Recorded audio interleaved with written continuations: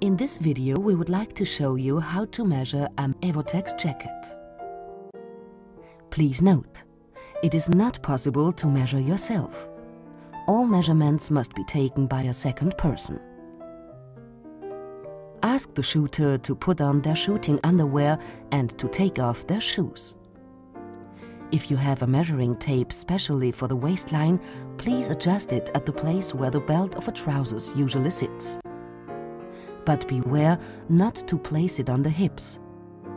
It helps you to always measure from the same point. Please take care that the waistline measuring tape is adjusted tight around the waistline, not turned in, and that the shooter is not holding in their stomach for better measurements. In now with an usual measuring tape with measures in centimeter.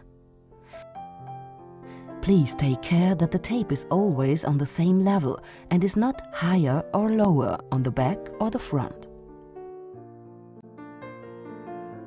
On all of the measures, try to hold the measuring tape tight and give one finger behind the tape for a bit of play.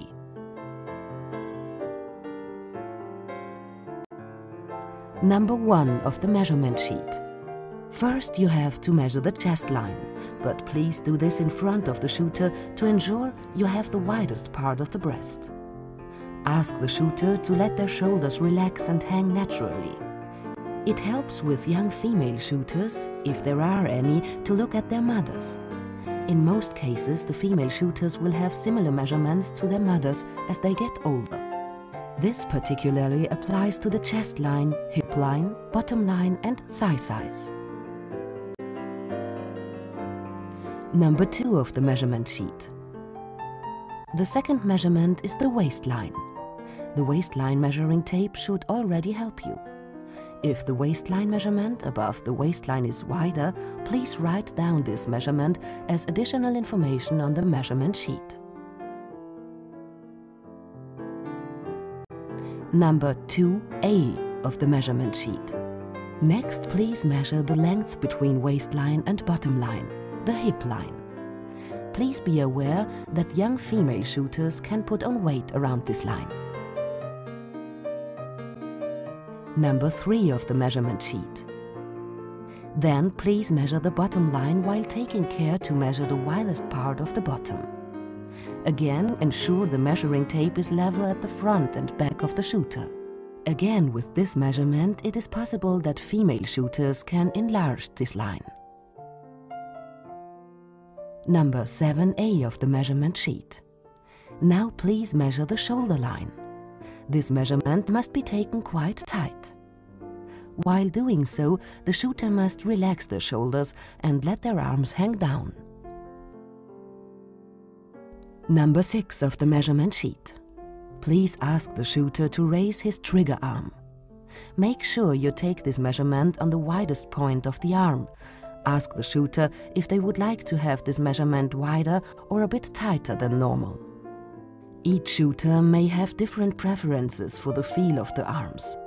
For this measurement, it is also very important which discipline the shooter does. For example, a Brown-only shooter or air rifle-only shooter. Please be aware that young male shooters may often enlarge this line from too much work in the gym. A tailored sleeve, which is too tight, can cause some pain, which could be eliminated by adding one finger for a bit of play. Number 7 of the measurement sheet. The underarm circle is also measured on the widest part of the underarm. Again, this can be adjusted to any specific wishes of the shooter. Number 8 of the measurement sheet. This measurement starts from the beginning of the neck to the end of the shoulder angle.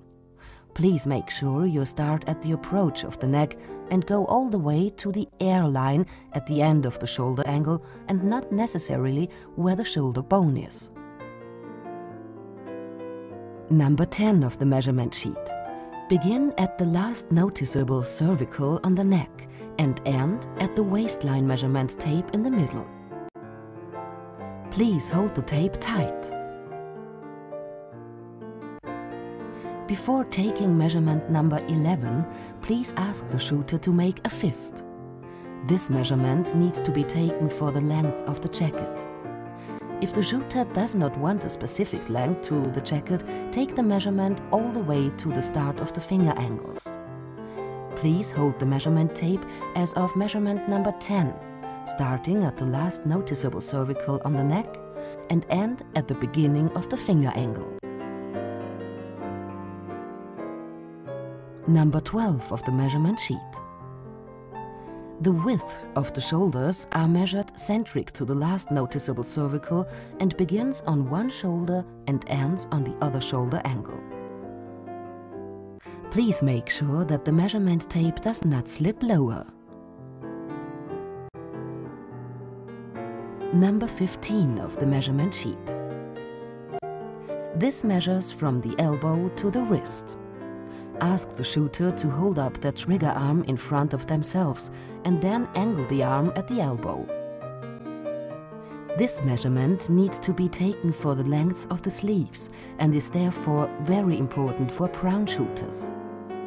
This discipline needs a lot more comfort around the shoulders. Ask the shooter how long the sleeves should end up at the angle of his hand, and he should hold the measuring tape on this place. If the shooter is not indicating a specific length, use their wrist to begin this measurement. Please measure from this point to the middle of the elbow. Measurement 16 is from whole arm length from the middle of the neck back to the wrist. As number 15, ask the shooter to hold on the measuring tape from the wrist and at the point on the elbow and continue all the way to middle of the shooter's spine. Please take care that the measuring tape sits right on the shoulder angle and elbow and is not moving in height. Now please print name, address, telephone number and email address and place and date of measurements on our measurement sheet. Make a cross on male or female as well as left or right hand shooter. We also need the total height as well as the usual confection size and weight on the day of measuring. Please be aware to give us these details in centimeter and kilograms. Please also print which sling the shooter wants to have on his jacket. The colors can be chosen on the left side of the measurement sheet. Please notice that all measurements taken by a non-qualified dealer or shooter who are not familiar with our technique of measuring are subjected to our consideration. If mistakes occur, then we cannot take responsibility for errors and no reimbursement can be given. In any case, we would need photos of the shooter to be able to consider if this order can be done.